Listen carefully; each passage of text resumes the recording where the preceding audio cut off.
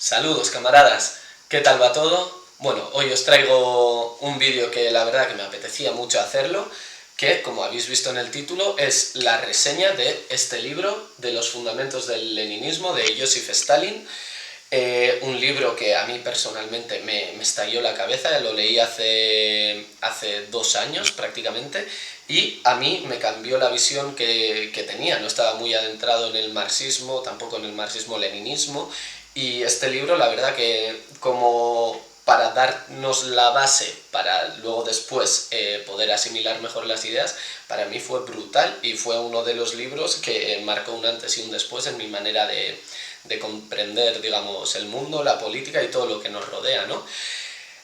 Bueno, es un libro muy controversial, tan aclamado como odiado, al igual que la figura entera de Stalin, ¿no?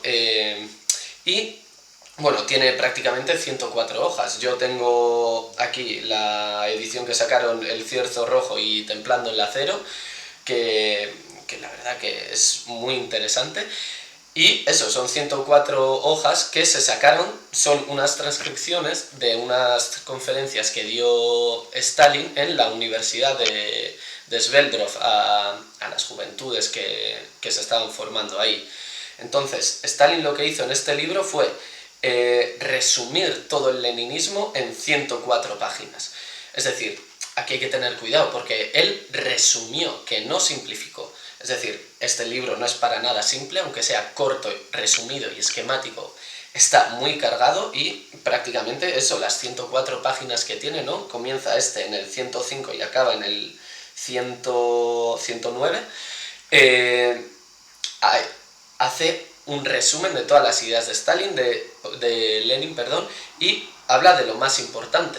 ¿Qué quiere decir eso? Que hay que leerlo prácticamente capítulo por capítulo, poco a poco, subrayarlo todo bien, hacerse esquemas también, porque si no, no lo vamos a entender. Es decir, es un libro que merece la pena de verdad interiorizarlo. Yo, por ejemplo, lo he leído ya 3 veces o así, la primera lectura, la segunda para el resumen, la tercera para ratificar el resumen. Necesita básicamente casi una lectura por año, porque la verdad que no se puede olvidar esto. Y al final Stalin lo que tenía era que iba siempre directo, es decir, hacía resúmenes y te los sacaba. Los libros de Stalin no son muy largos, pero están muy resumidos, muy densos y con mucha teoría, es decir, están bien cargaditos. Aquí, bueno, se suele decir, ¿no?, que la capacidad teórica de Stalin era baja, que Stalin no tenía producción teórica. Entonces yo tengo aquí unas obras escogidas en la cual también están los fundamentos del leninismo, que, bueno, para los que dicen que no tenía producción teórica, aquí tienes 700, casi 800 páginas, en la cual Stalin, vamos, no deja títeres sin cabeza, 756 páginas de un montón de libros, de textos, de documentos, de charlas que dio Stalin, como es en este caso. Y entonces, bueno, para esos os recomiendo leerlo, porque la verdad que a mí Stalin es una de las figuras que más me ha hecho cambiar digamos, de pensamiento.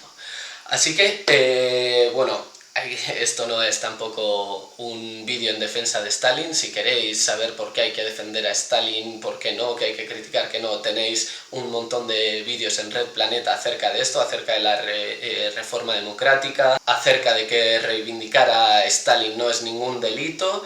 Así que, bueno, vayamos un poco a reseñar el libro ahora. Así que, si queréis saber más sobre el libro, obviamente quedaros y bueno, vamos allá. Esto es Red Planeta, comenzamos.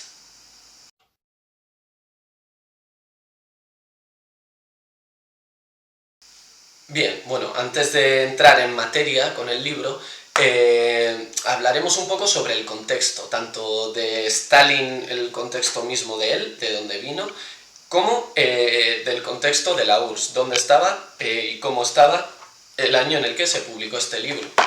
Entonces, como he dicho antes, a Stalin se le ha solido achacar una producción baja, una formación baja en el marxismo y tal, y esto muchas veces deviene de una idea totalmente clasista que hay incluso dentro del comunismo, no se puede negar. ¿Por qué? Porque Stalin es de las únicas figuras de aquel entonces que tenía un origen verdaderamente humilde. La familia de Stalin venía de familias de siervos georgianos. Su padre era zapatero y su madre era sirvienta, es decir, venía de las capas de los estratos más bajos de la sociedad georgiana, de la sociedad rusa de aquel entonces, y por eso se le suele decir que su formación no era suficiente.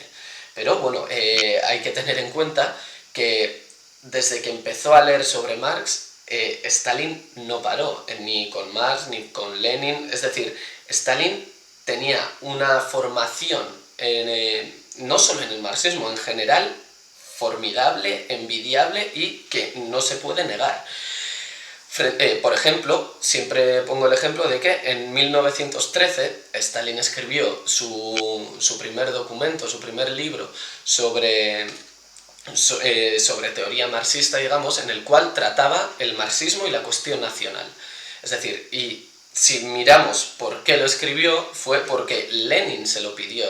Es decir, Lenin le pidió a Stalin que escribiese sobre la cuestión nacional porque sabía que su capacidad era muy buena y por lo tanto se lo dejaron. Y además, cuando ya tenía el libro, lo leyeron los del Buró Político y tal, y se ratificaron en que sí, que valía y que era la cuestión nacional vista desde una perspectiva marxista-leninista en este caso. Entonces, sobre Stalin no hay más que decir, pero lo importante aquí es el contexto en el que se encontraba la Unión Soviética. Es decir, Los fundamentos del leninismo se publicó en abril de 1924. Tenemos que tener en cuenta que en enero de ese mismo año, el 21 de enero, murió Lenin, es decir, murió el dirigente político no solo de la Unión Soviética, sino del comunismo en la época imperialista. Con lo cual, la Unión Soviética acababa de pasar de una guerra civil de 5 años. Esto obviamente dañó mucho a la economía, a la sociedad soviética de aquellos años, y tenemos que tener en cuenta que el partido mismo había, digamos, tenido un flujo de militantes enormes, en el cual en aquel entonces, en 1924, tan solo el 10% de los militantes del Partido Comunista eran previos a la revolución, es decir, los demás entraron o durante o después de la revolución socialista. Aparte, había gente que se había estado cambiando de bando constantemente, desde tseristas a bolcheviques, a mencheviques, ¿no? Claro ejemplo es Trotsky de esto, por ejemplo.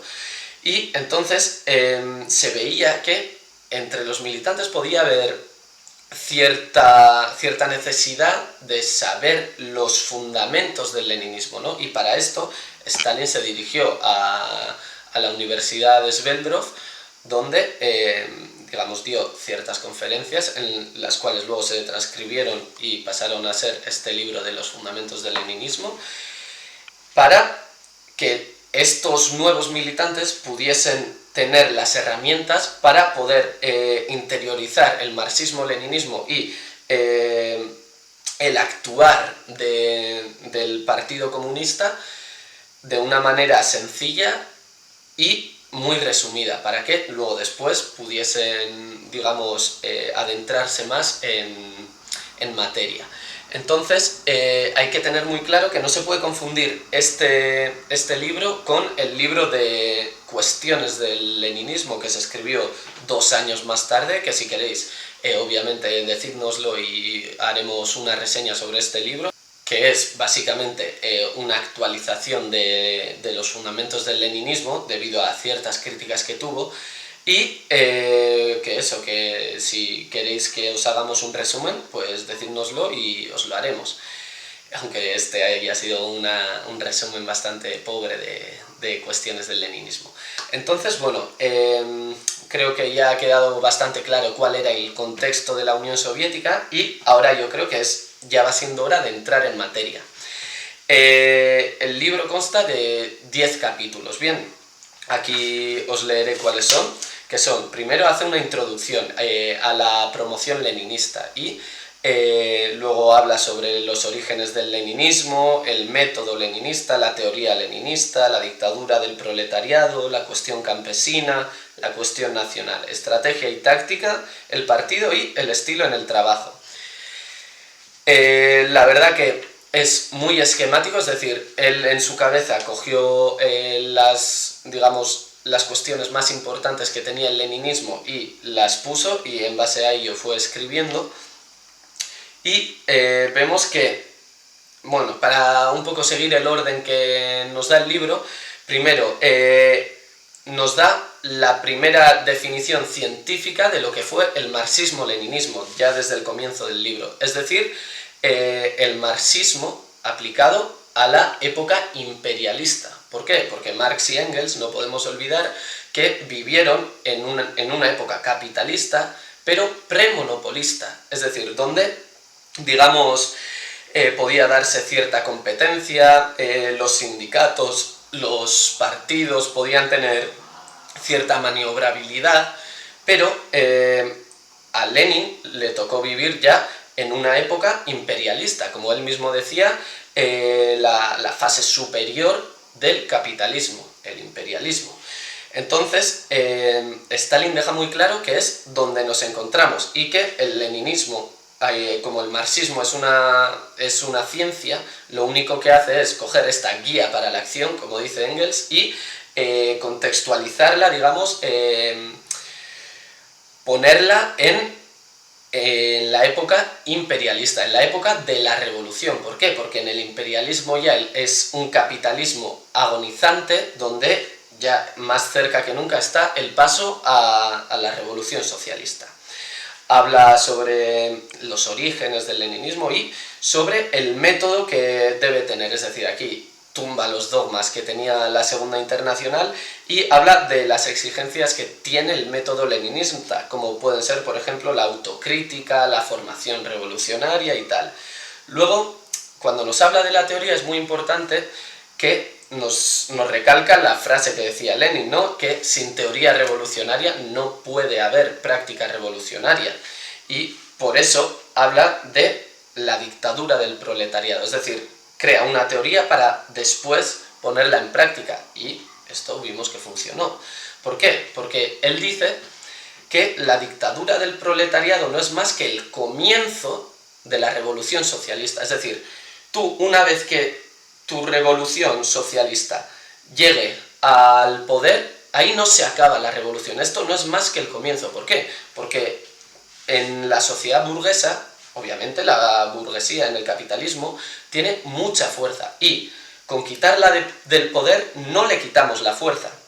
Aquí tenemos que tener en cuenta que el capitalismo imperialista es el capitalismo imperialista es un sistema mundial. ¿Y qué pasa? Que si quitamos a los burgueses del poder, los demás burgueses de alrededor del mundo irán a ayudarle, como pasó en la Revolución Socialista, donde hubo injerencia extranjera a más no poder. Entonces, la dictadura del proletariado aquí habla de que es sumamente importante. ¿Por qué? Porque hay que aplastar la revolución, hay que crear un ejército rojo. Y dice que esta dictadura es una democracia para la mayoría, pero una dictadura para la gran minoría, es decir, para la burguesía. ¿Por qué? Porque el capitalismo es al revés, es una dictadura para la gran mayoría, que somos los proletarios, los que no tenemos margen de maniobrabilidad de defender nuestros intereses, y una democracia para los burgueses, es decir, para la minoría, porque siempre estamos en el juego izquierda-derecha, unas siglas u otras, pero al final siempre acaban saliendo ganando los mismos. Es decir, por ejemplo, aquí en España, ¿no?, los intereses de Florentino Pérez están por encima de todas siglas, de toda ideología. También habla de que el Estado proletario hay que crearlo desde las bases del Estado capitalista para después crear un nuevo aparato estatal democrático, proletario, popular, que consiga defender los intereses de la revolución socialista. ¿Qué pasa? Que esto no hay que confundirlo con destruir el Estado. Es decir, lo que hay que destruir es la burguesía que está en el Estado. Tomar ese aparato, esa maquinaria estatal que existe y irla cambiando, renovarla para poderla poner al interés de la dictadura del proletariado, es decir, al interés de la amplia mayoría. Luego es interesante que el leninismo fue el que amplió el marxismo también a los campesinos, y en este sentido, por ejemplo, para resumir lo que hablaban sobre el campesinado, aquí tengo una frase que yo creo que resume muy bien Stalin sobre la cuestión campesina, que dice: ve en las masas trabajadoras del campo la reserva del proletariado. Es decir, el proletariado en el poder puede y debe utilizar esta reserva para vincular la industria a la agricultura, para impulsar la construcción socialista y dar a la dictadura del proletariado la base que necesita y sin la cual es imposible el paso a la economía socialista. Es decir, el campesinado toma una fuerza totalmente importante para la revolución socialista. También nos habla de la cuestión nacional, que es básicamente el desarrollo que hizo Stalin en el 1913, y nos habla de que primero tenemos que mirar la cuestión nacional de cada estado y ver si este derecho a la autodeterminación que pueda tener cierto estado, este derecho a liberarse del yugo imperialista de las colonias, daña al imperialismo. Por ejemplo, el colonialismo, ellos están en la época donde las colonias existían. Entonces, si toda colonia tiene derecho a liberarse del yugo de su metrópoli, entonces, en este caso, los obreros de los países de estas metrópolis, lo que tendríamos que hacer es apoyar estos frentes de liberación nacional que se crearon efectivamente en las colonias. ¿Por qué? Porque esto daña al imperialismo. Esto es muy importante. Es decir, si un movimiento nacional que tiene como su objetivo, liberarse de su estado y crear uno nuevo, si este daña al imperialismo mundial, tendremos que apoyarlo, pero si no lo daña, no. Con lo cual, lo que deberemos hacer será analizar la cuestión nacional de cada nación o que haya dentro de cada estado y verlo si de verdad dañará al imperialismo o no, si es de una colonia, si es de una metrópoli, si esta nación está oprimida o no, y dependiendo de esto, obviamente, tendremos que desarrollar una práctica a favor o no apoyarla. Luego, hablando de esto, habla sobre la estrategia y táctica, para mí fundamental en todo partido comunista. ¿Por qué? Bien, porque aquí al final nos dieron unas pautas muy importantes para poder aplicar a nuestra realidad concreta. Es decir, la táctica se pondrá objetivos a corto o medio plazo con los cuales ganarle batallas a la burguesía que esté en el poder. Aquí, por ejemplo, tendremos que poner en una balanza la labor clandestina y la labor legal. A veces habrá que darle más fuerza a la labor clandestina, otras veces a la labor legal. Por ejemplo, esto irá dependiendo del flujo o reflujo que tenga el movimiento comunista, la revolución socialista, y así, pues, sin caer en contradicciones, porque esto no es una contradicción, en ciertas fases habrá que participar en las elecciones y en ciertas épocas no. Es decir, el partido también debe aprender a replegarse. ¿Por qué? Porque en época de flujo hacia la revolución abriremos las puertas, el Partido Comunista, avanzará, creará una ofensiva, pero en época de reflujo tendremos que aprender a replegarnos, echarnos para atrás y esperar otra vez nuestro momento, crear nosotros las condiciones también, obviamente, para atacar cuando nos corresponda. ¿Y para qué? Poniéndonos estos objetivos, es decir, a corto o medio plazo, nosotros tendremos siempre un objetivo final, que será la estrategia que tendremos que desarrollar para poder llegar al poder. Es decir, se puede decir, como dice Stalin en el libro, que la estrategia tendrá como objetivo final ganar la guerra, pero que la táctica tendrá como objetivo ganar batallas.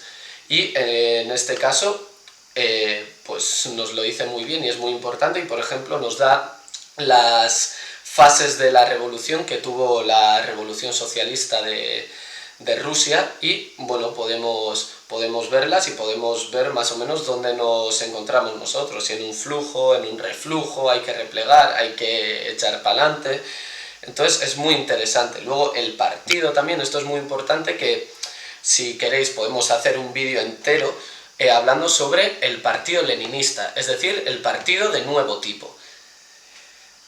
Aquí, al final, para mí lo más importante que dice, para decirlo en 2 palabras, es que el partido debe ser un puño. Es decir, el partido es la organización superior de la clase obrera, pero no por eso tiene que ser la única. Es decir, habrá sindicatos, habrá cooperativas, habrá, no sé, asociaciones culturales, pero la organización superior de la clase obrera será el partido de nuevo tipo, perdón. Aquí puede haber discrepancias, es decir, yo puedo opinar que debido a la realidad material que tenemos hay que hacer X, y otro puede opinar que partiendo de esa realidad él cree que hay que hacer Y.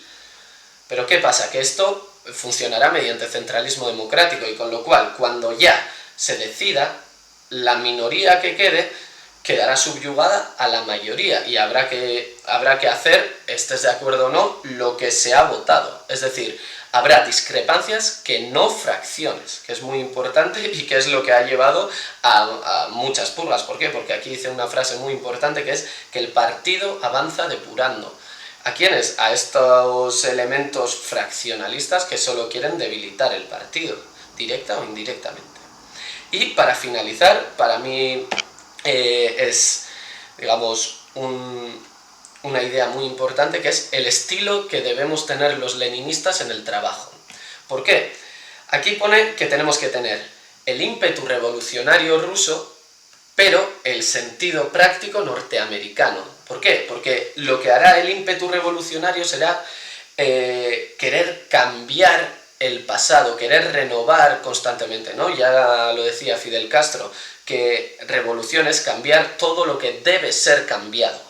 Y esto es lo que él hace, la comparación al ímpetu revolucionario ruso. Pero tenemos que tener también el sentido práctico norteamericano. ¿Por qué? Porque lo que esto nos daría sería que llevemos a cabo todas las labores que comencemos, por muy pequeñitas que nos parezcan, hay que llevarlas a cabo, hacerles frente a todos los obstáculos que se nos pongan delante, saltarnos todas las barreras, derribarlas, y así conseguiremos llevar adelante nuestra misión, que es la revolución socialista y en un final el mundo comunista. Entonces, bueno, partiendo de unos estereotipos que cualquier persona podría entender, nos da a entender, nos hace ver cómo tenemos que actuar, y por todo esto, es decir, con todo lo que he dicho y más, por supuesto, no podemos decir que en 30 minutos podamos decir todo lo que implicaba el leninismo.